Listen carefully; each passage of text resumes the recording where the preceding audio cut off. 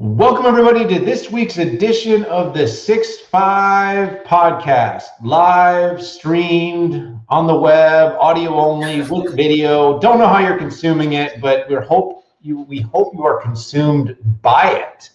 Another big week in tech, a lot of news, some big stories, some controversial and complex stories, and some more positive or fun little stories out there. Pat, we're going to talk about all of them.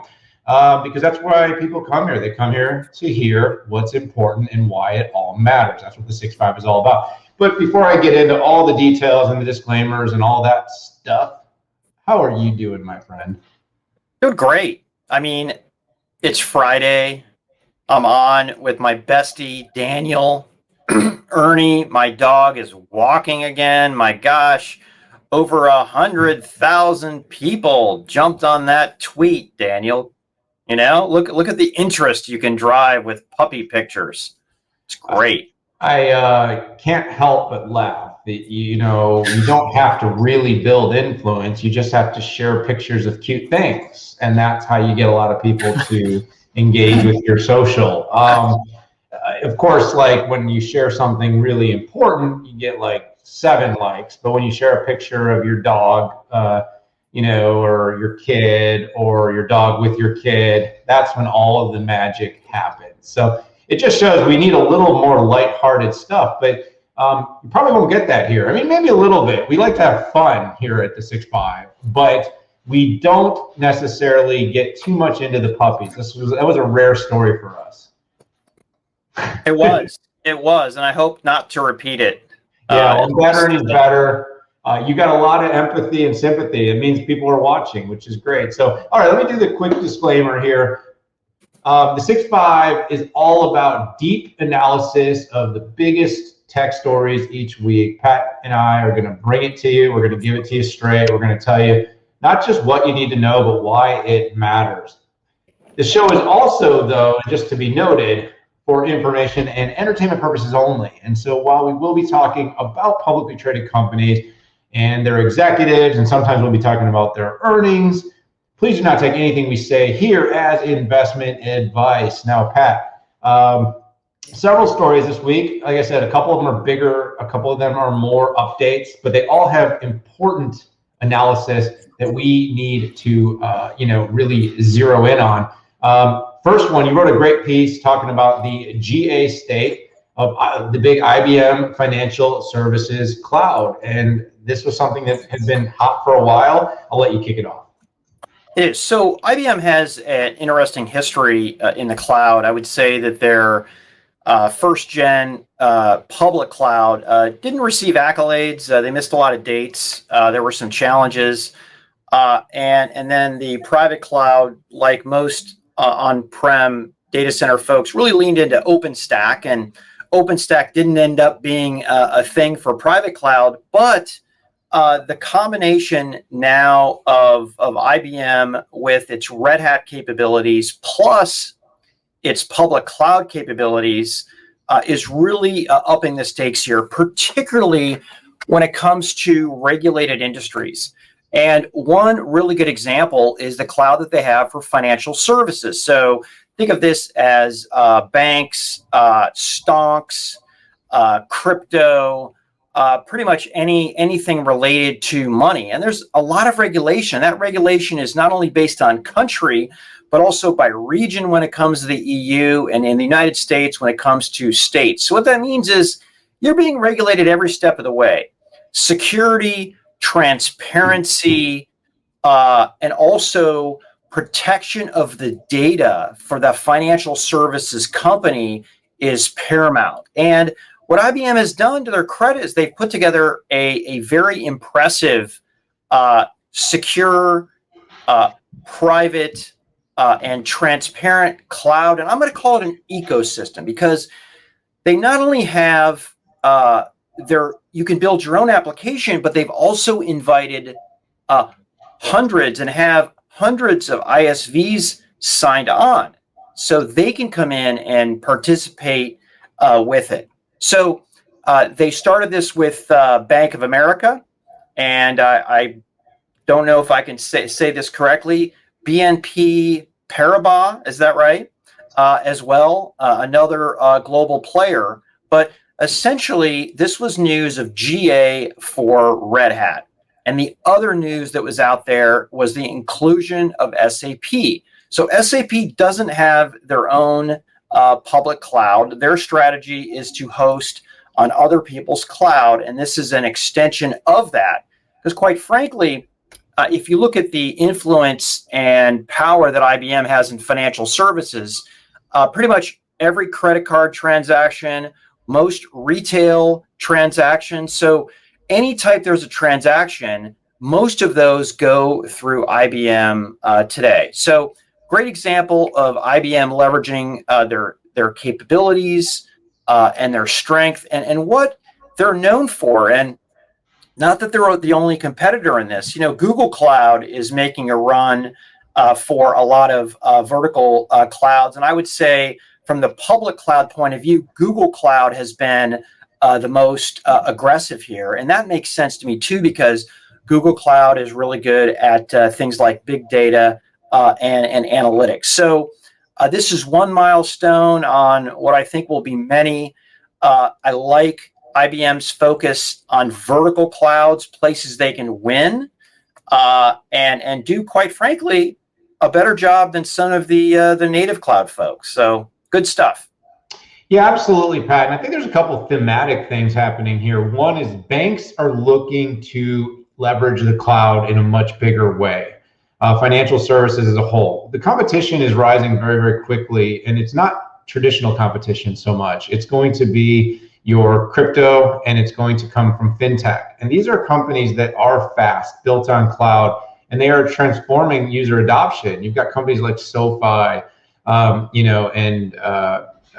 payment processing companies, Square and PayPal, and they're very disruptive. And the banks are being forced to think about how to be more nimble, and being cloud enabled is going to be an enabler for adding services that are going to make companies more, these banks more disruptive to themselves. And that's something that's important. And so that migration is taking place. So companies like IBM, like Google, you mentioned both, and I think it's worth mentioning both. And of course, you can't say Microsoft and AWS aren't doing this too, but you're seeing a lot of effort for verticalization in cloud and to create solutions. IBM was early. IBM has been very successful. The Bank of America story, one of the biggest banks, not only in the US, but in the world, trusting the company because, let's face it, IBM has an incredible depth of capability in highly regulated industries. And of course, its mainframe business has been rock solid. And the banks have partnered with IBM forever on those kinds of highly regulated workloads that need to be secured and compartmentalized from risk. So as I see it, Pat, going GA is an important moment. It really is a hybrid story in the end. It's going to be parts of the workloads are going to be cloud, parts of the workloads are going to be prem. You're going to see more and more compartments, enclaves. IBM's confidential computing story is going to be very important here as the bank space, but also for healthcare, also for public sector. That's where I really expect IBM to be successful. Let's move on, speaking of regulation, because I've got a topic that's kind of near and dear to my heart and my mind, and I've been thinking a lot about, and that's all the stuff going on with Amazon. And Pat, this is a family-friendly show, and we tend to, it's tech. And so, but tech companies, you'll hear us talking about things like ESG, sustainability. And so Amazon is clearly one of the world's most disruptive companies, whether that's the cloud business, the device business, home automation, their e-commerce and supply chain that they've developed, technology rich. And it's been a success, a path to success in the company, despite the fact people often forget, lost money for a long time before it made money. In recent quarters has made a lot of money. And we've found that Amazon has kind of ended up in the center of this debate around employee, compensation, treatment. It's got a unionization effort right now that's going on in Alabama. You've got regulators pushing for higher tax rates in the, for Amazon, or for greater taxes, because people, learn that what Amazon is or isn't paying in taxes. And by the way, a lot of people also, don't always understand. Just a really quick refreshers, as a C corporation, that means every employee pays taxes. So a lot of companies are S corps and LLCs, and all the money flows through, and only the owner and principal pays. We can't get too deep into that here, Pat, but I feel it's worth it, because when you add 400,000 employees, every single one of those employees contributed taxes that were paid as through the company's business. So so anyways, long story short, I think it's we're in a very interesting moment for tech and innovation right now. We've got kind of two sides of the story. You've got a company who's been very successful, who is proactively back, I think it was 2018, November of 2018, the company went to $15 minimum wage across the entire organization. You've got a company that has spent, I think in 2020, throughout the pandemic, about $18 billion on its marketplace for small businesses, helping to help small businesses grow. You've got a company that I think hired more people than any other company on the planet during the COVID pandemic, that took shipping down to hours so that people could get the stuff they need throughout the pandemic. Spent, I believe, over $100 million in its climate pledge, and also has brought hundreds of companies around the world in, and has pushed the Paris Accord, the 2050 date, 10 years forward. So you got a company that's doing a lot of good things, but you've got a market that seems to never feel like it's doing enough. You've got Bernie Sanders, you've got Elizabeth Warren pushing that there should be more tax, that the wages should be higher. And I just think it's really interesting, Pat, and I'll kind of almost throw it to you, because I want to get your comments on this too, is, when you're talking about innovation, a company's number one responsibility is to its shareholders. I know people sometimes get frustrated by this, but that is, when you're a manager, when you go to business school, you learn that. We're entrepreneurs. We know if we aren't solvent in our businesses, we can't do anything for our communities. The more solvent your business comes, the more you have opportunities to choose how you invest in communities, whether that be social programs, ESG, hiring more people, paying, investing in other business opportunities. And so the company itself is kind of investing a lot of its money in innovation. It's invested to go from a couple days to 1 day to 1 hour in its shipping, and it's cost it money. It's invested in data centers around the world to build its cloud business. And yes, it's starting to return profits, but I worry when the government says pay more taxes, pay people more, without necessarily understanding the fundamentals that run the business. Yes, it seems the company is untouchable today, but you know what? BlackBerry was untouchable. Kodak was untouchable. You've got an endless Blockbuster Video was untouchable, but all of a sudden, you start saying pay more, spend more, make less, and does that start to hamper innovation?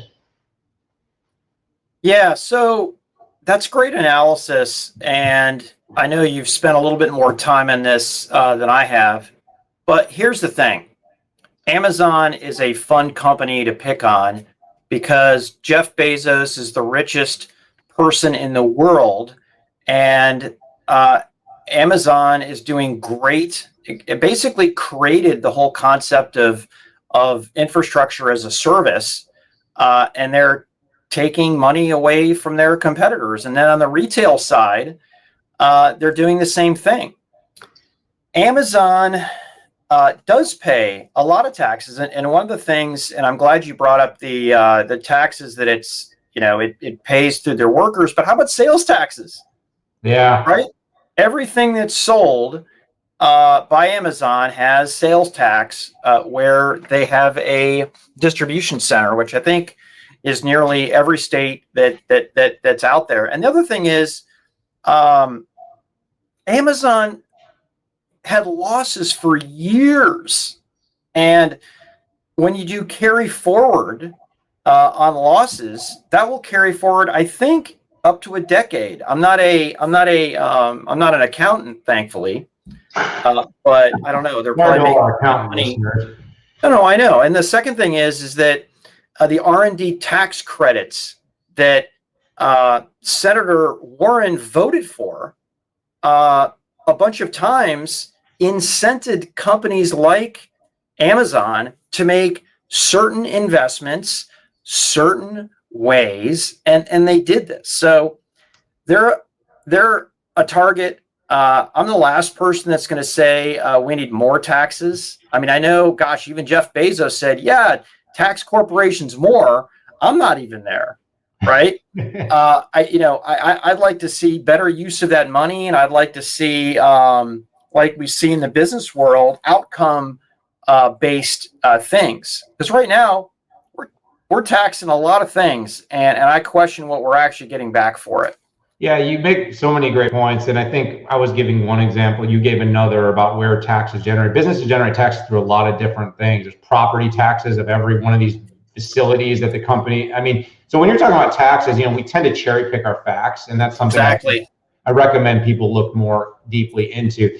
I think it's hard to talk about this without sort of looking at different issues that I probably conflated a little bit, but these are all issues that need to be considered. You've got how workers are paid. You've got how innovation is fostered. You've got how ESG and community efforts are handled. And then ultimately, you put all these things together, but they are all interrelated. And I think that's the hard thing. Like if you just go to a company and you start stripping out the bottom line, what happens is they hire less and they invest less, because in the end, these companies have that, it goes back to what I said, that fiduciary responsibility to its shareholders.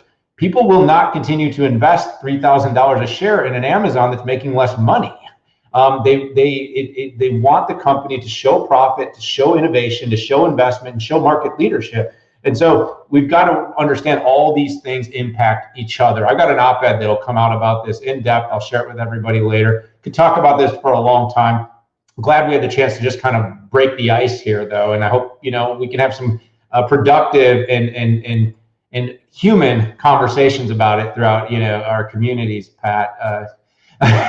So anyhow, any last word on that before I move on to something that we can that's a little more of a typical topic for us guys? I think we've exhausted this thing. There's so many directions we could probably talk about this thing for. Amazon stock goes down. Guess what? Pension funds, 401ks, people are vested in here, and it's just like.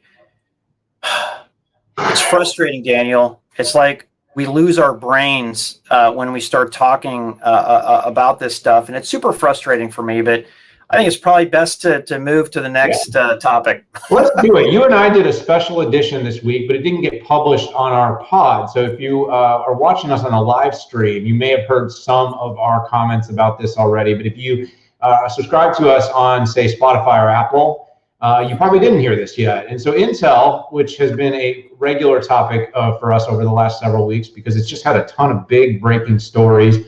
A few weeks ago, it was their big IBM 2 day, launched by Pat Gelsinger. And this time, Navin Shenoy and Lisa Spellman came back to announce a much awaited Ice Lake, which is their third generation Xeon scalable solution for the data center and beyond, the edge and the cloud. I just want to point that out. But Pat, we talked a lot about it. I do want to give you some kudos. I wrote a quick piece about it that's in the show notes, but you wrote one of my favorite pieces I've had you write, because this is a very nuanced topic, potentially as nuanced as the Amazon topic in its own way, because you really are talking about companies that made major investments. This is a breakthrough moment. There's a lot of positivity, but at the same time, there's still some tech leadership issues that it hasn't necessarily caught up to, some that have leapfrogged in certain areas. And you did a really good job of breaking that down.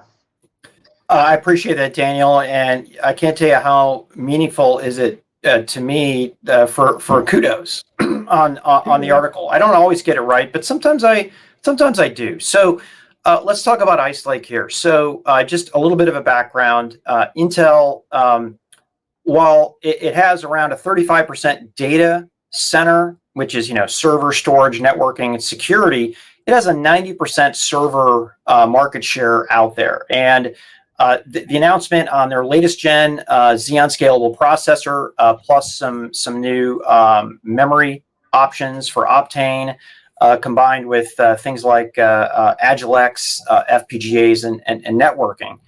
Intel really leaned into their strengths. And I think what I'm going to do, like I did in our longer podcast, just talk about what wasn't in the releases. And I think explain some of the unwritten elements of why Intel still does so well, even though it's not winning all of the native benchmarks out there. As quite frankly, we saw the day of launch on non-tech and serve the home. But I spent over 10 years competing with Intel. I spent 10 years at systems companies working with Intel. I think I know Intel pretty well. And one of the reasons that Intel, I think, is going to continue to do well, even though it's not going to win on the non-native benchmarks, is first off, they are bringing a lot of accelerators to the table. Inside of third gen are crypto accelerators and machine learning accelerators. And for competitors, they essentially need to have an external accelerator to do that is more cost. But a very quick jump off of that, you have to understand, Intel, let's look at salespeople. Intel has hundreds, if not thousands, of salespeople calling on end users in the data center, enterprise data center, and CSPs, comms SPs, etc. AMD doesn't make this investment. Intel also pays, I would say, for most of the design funding that's out there in the OEM and a little bit of ODM. That's a lot of money. So that reduces R&D costs for people. Marketing. Intel spends over $1 billion a year in marketing. AMD does not. And when you get into OEMs who aren't picking sides here, that means that Intel and AMD have to carry the water for things like promotion. And I just said Intel spends $1 billion a year in marketing and AMD doesn't. Who do you think wins this round? The other thing is enterprise conservatism. By the way, at this time during Opteron, AMD had 26% market share. It has 10% right now. So there's something going on here. And a lot of this, I think, is enterprise conservatism, which is if it's not broken, why fix it? AMD might win the native benchmarks, but quite frankly, nobody got shot in IT for being the hero. But as I said in my article, they do get shot for being a zero, for making life difficult, maybe, or something more complex with live migrations. And I think that's a real issue out of there. Again, no disrespect to AMD. I mean, they went from 0% market share to 10%. There's a lot of kudos out there. But at the same time, in a lot of benchmarks, they're running up the score on Intel, and they're at 10%. So there's other value that's there that Intel brings to the table that I tried to uncover in my analysis, Daniel, and I think you hit on most of those issues as well. Yeah, you did a really good job, and like I said, I recommend everyone that's listening in, just hit the article because, like I said, it goes in depth at a level that you sort of had this just dichotomy of people analyzing the day. It was either kind of like, yay, woohoo, Intel, great job. And in more cases, it was people who are kind of what I would say your benchmark geeks, kind of hammering Intel a little bit, saying, new stuff, but AMD's faster, and all joking about that aside, the way I kind of see it is, look, Intel gets ecosystem, Intel gets marketing, Intel gets provenance in a way that, hey, these companies have worked with Intel forever. They're going to stick with Intel. They got the wins. They brought the same customers, came back. So you got your Oracles there and your Microsofts there, and they're all going to continue working with Intel. And so, while Intel was at its very weakest over these past couple of years, AMD grabbed market share. But you could argue that the biggest opportunity that maybe would ever have existed for AMD to grab market share probably passed at the point in which this Ice Lake launch took place. Because not only is Ice Lake now in market, but you do have Pat involved. You've got new fabs being built. You've got more scale, more manufacturing capacity being developed. You've got a company that's seemingly finding its groove again. So there may not have been a better moment to grab market share. And you also have ARM entering the picture, and that's going to change the landscape for sure as these ASICs for the data center continue to be built with special purpose.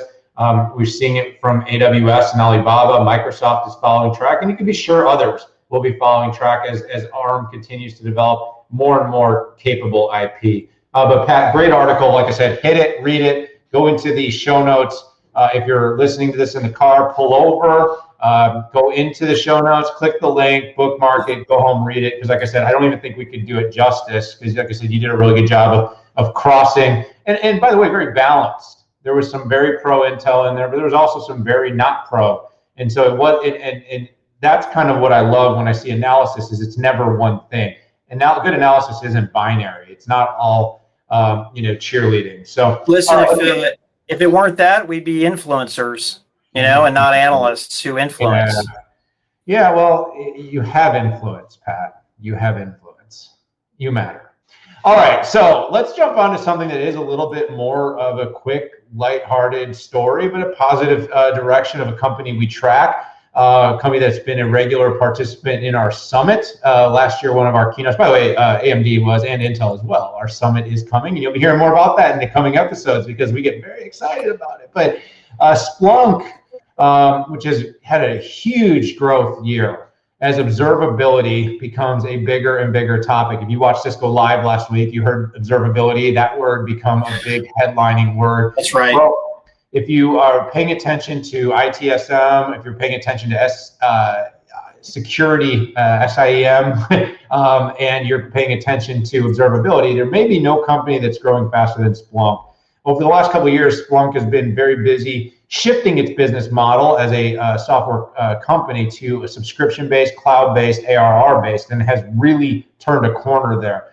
You can check out some of my earnings covers to get a better feel for what's going on there. But actually, growth pace faster than Salesforce during its key growth era. That's how fast Splunk is growing.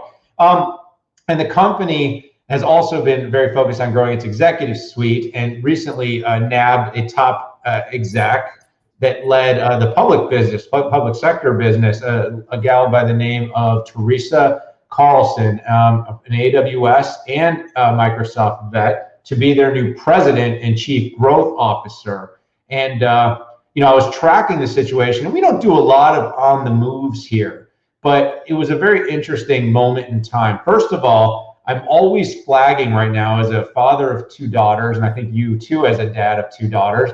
I love seeing women in STEM coming up and taking big roles, and Splunk's got a big role in the future. And having her join in such an important role at an important time in the company's transformation was really, really good to see. The other thing that's going on is the experience that she brings from AWS, and which was a hyper growth business. And by the way, 30% growth is still pretty magnificent when you're over $10 billion a quarter.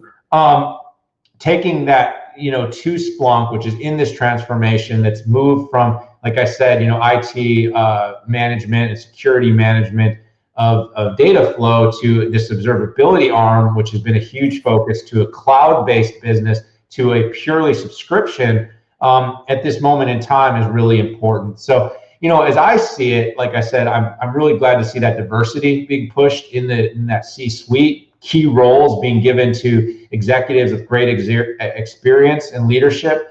And also, I'm kind of fascinated to watch. We've had Doug Merritt, Splunk CEO, on a few times. We've had him on the cast. We've had him on our event.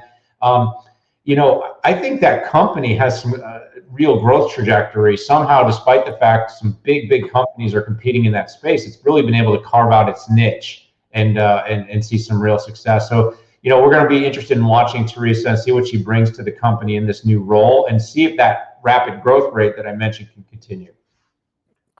Daniel, great analysis. You left a couple of molecules for me, which I appreciate.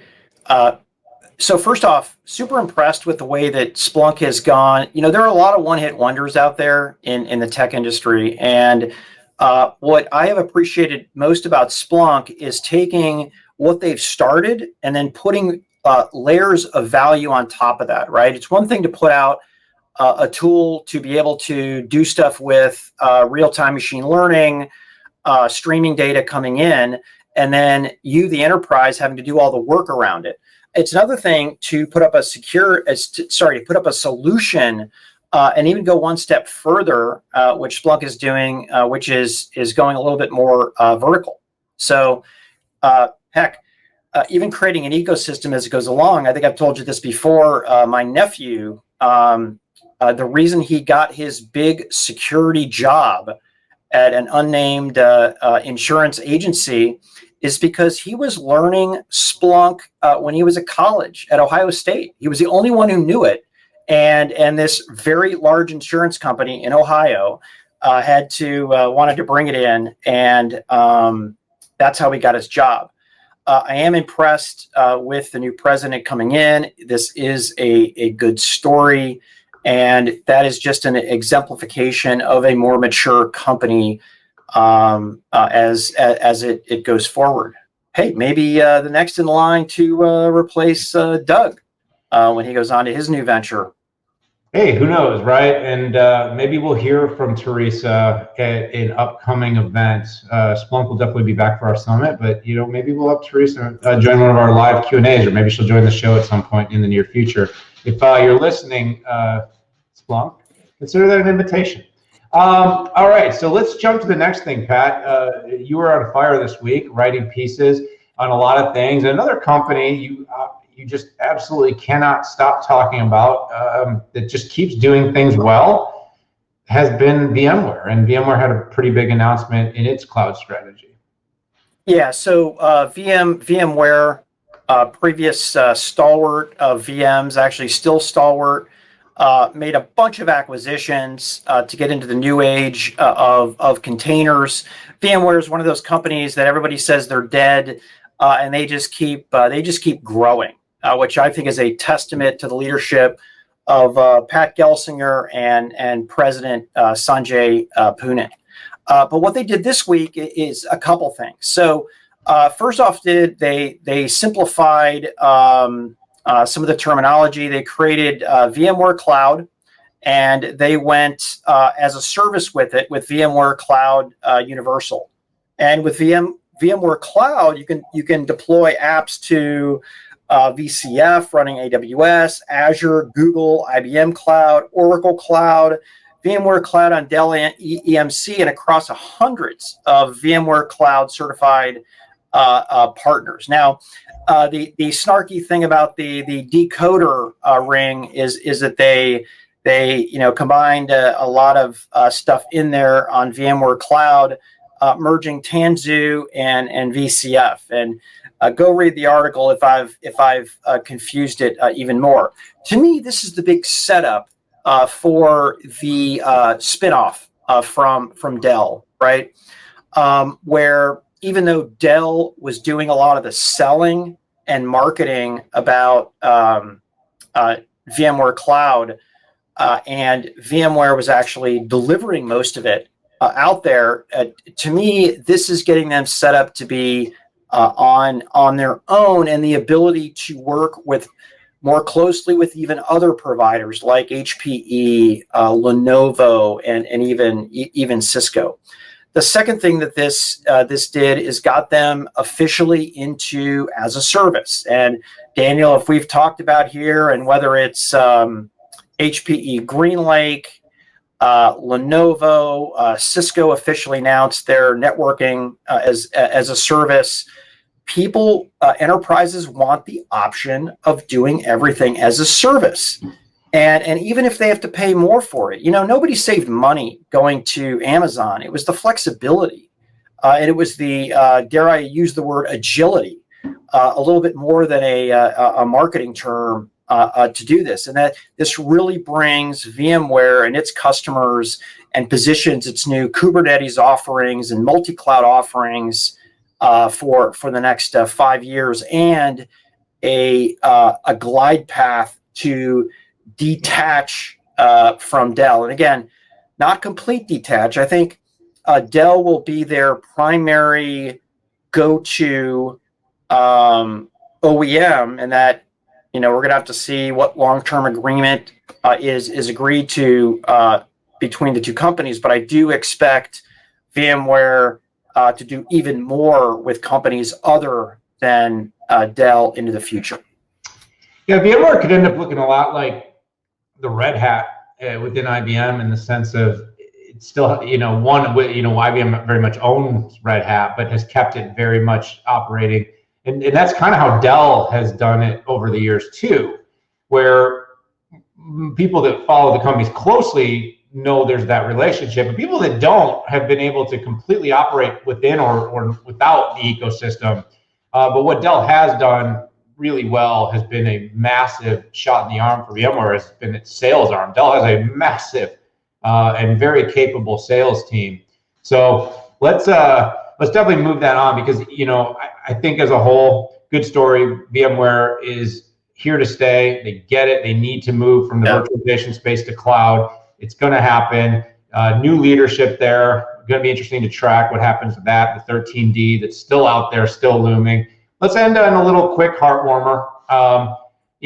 One of the things, Pat, we talked about a lot, and we mentioned this with the Amazon part of our conversation, has been ESG, and companies are being more and more held accountable to be thinking about how they're giving back for the resources they take from the planet. Well, Honeywell is a company we've talked more about on this show as it's become more of a tech company, whether that's been its IoT edge SaaS business or its quantum business. But the company also has been making a big push this week to accelerate its carbon neutrality. In fact, we talked about the 2040 pledge that has come out from Amazon. Well, Honeywell said, hold my beer, and said, we are going to push to do this in 2035. And their CEO, which we may hear more from us soon, came up and said, look, we're going to really work hard. But what I thought was actually most interesting, Pat, about the announcement, and I did a little write-up, and you can check it out in the show notes, a little research note on this, is the company has been quite active in its carbon neutrality and in improving its footprint for years. And so being present, being vocal, and being visual, we are in a time of importance. You'd see just a couple quick stats. Since 2004, the company's reduced its greenhouse gases by 90%.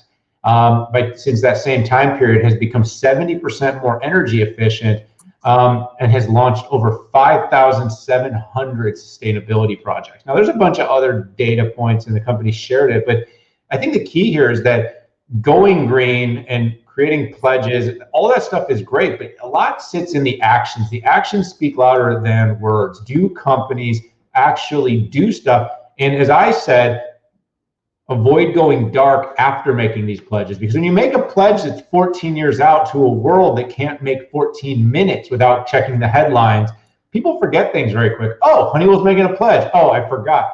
We need to hold companies and enterprises accountable to stand up to these pledges, and providing this kind of data and doing things that matter along the way is going to be a really important detail.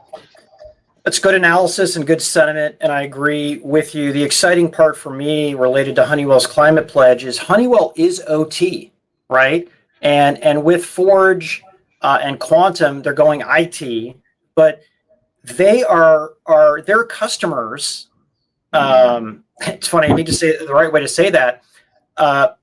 Are factories and things that create a lot of pollution, right? So the cool part is that anything Honeywell can do will rub off on their customers, and I think that's kind of this network additive effect. But man, Honeywell's really on the move. They're impressive, even though I still have to explain what they do in IT to people. Darius getting on CNBC all the time is pretty cool, and getting the name out there. I mean, if you're into quantum and you have one of the best EPM platforms out there, you are tech. So anyways, I'll stop here. We're already at 39 minutes. Yeah, welcome to the 6-9. We're pretty soon, Hey, you and I both, a little shout out, right? We're both big fans of the All In podcast. The guys, the quote unquote, the besties, right? And by the way, great podcast. I highly recommend it other than ours. It's a great one to listen to. But they go like an hour and a half. So, I mean, clearly if we're saying smart enough stuff, people are going to hang out with us. But we did love the format. We really do want to keep it short and concise. So think of it this way. The 6.5 is 30 plus, you know, a couple minutes on the front, a couple minutes on the back. Give us 40. All right. And speaking of it, we are right there right now. So I just want to wrap this up and say thank you, everybody, for tuning in to us. Hit that subscribe button. Join us on Spotify. Join us on Apple. Join us on LinkedIn Live. Join us on SoundCloud. Join us wherever. Check it out on YouTube. Hit those show notes. Read those articles that Pat wrote this week. They were really, really good. For this episode, though, for Pat Moorhead, for myself, we got to say goodbye. We look forward to seeing you all very, very soon. Have a good weekend. Take care.